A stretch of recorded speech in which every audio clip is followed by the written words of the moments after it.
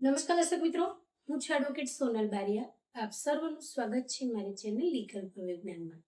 દર્શક મિત્રો, હવે પછી જમીનની જે ફાળવણી છે એ ખૂબ ઝડપી બનશે.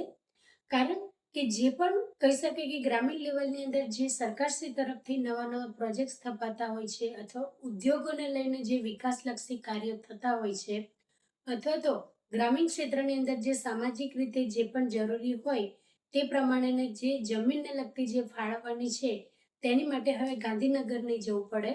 એની માટે તમારે જે કહી શકાય કે હવે તમારે જિલ્લા કક્ષાએ કે તાલુકા કક્ષાએ તમારા જે તે કાર્યો છે એ થઈ શકશે.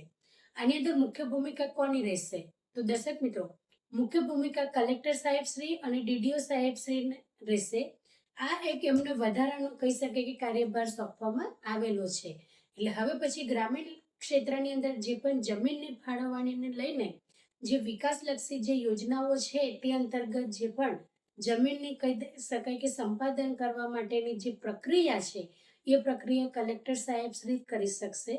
અને તે માટે તે જે ઝડપી છે એની જે કાર્ય પદ્ધતિ છે એને ઝડપી બનાવવા માટે આ સરકારશ્રીએ જે કહી શકાય કે કલેક્ટર સાહેબ શ્રી અને ડીડીઓ સાહેબને આનો જે કહી શકાય કમાન્ડ સોંપી છે, મતલબ કે એમને કાર્યભાર સોંપવામાં આવેલો છે. એટલે હવે પછી જે જમીનની ફાળવણી કરવા અંગેના જે નિર્ણયો છે એ નિર્ણયો હવે કલેક્ટર સાહેબ શ્રી જ કરી શકશે. જેથી કરીને પહેલા શું હતું કે કોઈ ઔદ્યોગિક વિકાસ કરવાના અર્થે કોઈ પણ પ્રકારની જમીનની ફાળવણી કરવી હોય, અથવા ગ્રામીણ ક્ષેત્રની અંદર કોઈ નવી યોજનાઓ સ્થપાઈ હોય અને તેની અંદર જમીનની ફાળવણી કરવી હોય, તો આ બધી જે મંજૂરી છે મંજૂરી લેવા માટે ગાંધીનગર સુધી જવું પડતું હતું. અને ત્યાંથી પરવાનગી મળ્યા પછી જે તે કાર્ય હોય કે જમીનની જે ફાળવણી હોય એને કહી શકાય કે મંજૂરી મળતી હતી. પરંતુ હવે આ જે કાર્યભાર છે એ કલેક્ટર સાહેબ શ્રી અને ડીડીઓ સાહેબ શ્રીને સોંપવાથી હવે જે પણ મંજૂરી છે એ કલેક્ટર સાહેબ શ્રી પાસેથી જ લેવાની રહેશે. એટલે જે ઔદ્યોગિક વિકાસને લગતા જે કાર્યો છે કે જે અંતર્ગત જમીનને ફાળવણી કરવામાં આવે, તો આવા સંજોગો દરમિયાન કલેક્ટર સાહેબ શ્રી જે તે એમની જે કાર્યક્ષમતા છે તેના આધારે તેઓ જે તે જમીનની ફાળવણી અંગેની જે પ્રક્રિયા છે તેને મંજૂરી આપશે.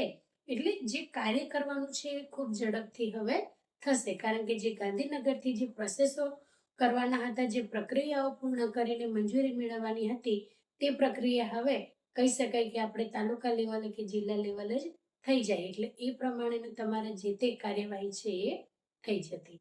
તો હવે પછી તાલુકા લેવલે તમારી જે કાર્યવાહી છે જમીનને લગતી એ થઈ શકશે. અને આ જે વિકાસના જે કાર્યો છે તેની અંદર આ ડીડીઓ સાહેબ અને કલેક્ટર સાહેબ શ્રીની બહુ મોટી ભૂમિકા રહેશે.